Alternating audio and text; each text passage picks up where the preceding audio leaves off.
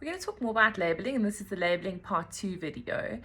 What I want to chat to you a little bit about is you've watched the first video, which I explained to you how to compare the 100 grams versus the serving size. But how do we use the serving size to understand, well, this is what I'm going to eat. How does it fit in for me relative to my energy needs, my carb, protein, fat needs? So on the iLiveLite website, you'll see that there are different meal plans that have been developed. And you'll see, for example, depending on which one you selected, you could have 2 proteins with 1 carbohydrate unit for a lunch meal, as an example. Okay, so what happens if you buy a soup at the shops and it's a chicken vegetable soup?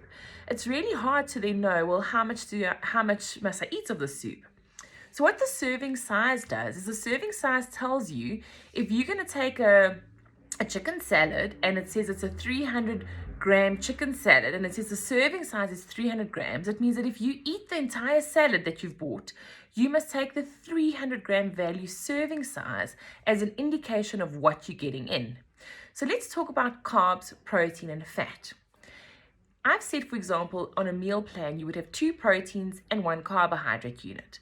When we look at a label, every 7 grams of protein on the label is equal to 1 protein unit. So, for example, we know that 1 chicken breast, for example, is equal to 2 protein units, and that's an 80-gram chicken breast.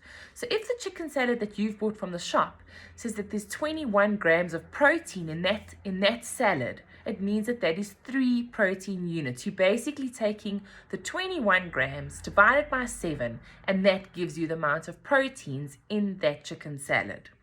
Let's pretend that chicken salad also had some corn kernels in it, and it said that the chicken salad had 15 grams of carbohydrate in it, or 20 grams. Every 15 grams of carbs on the label is 1 carb unit. Now, I want to point out, though, with carbs, any lettuce, tomato, cucumber, any veg also has a carb value. So don't get upset if you look at a salad that's got tomatoes and gherkins and cucumbers and everything, and the label says this has got 8 grams of carbs. That's your veg, okay? So you've also got to look at your ingredient list, and foods are listed from the biggest ingredient to the smallest ingredient on the label. The last macronutrient, fat, is a very important one because fats are really great for you. In the right type of fats, excellent, especially those good monos, things like nuts, avos, olives, olive oils. But if your portion control is not good on fats, you're really going to battle. So when you look at a label, every 5 grams of fat is 1 unit of fat. So if a label says it's got, let's say, 30 grams of fat in it, that means it's 6 teaspoons of olive oil or 6 teaspoons of butter, depending on the type of fat you've selected.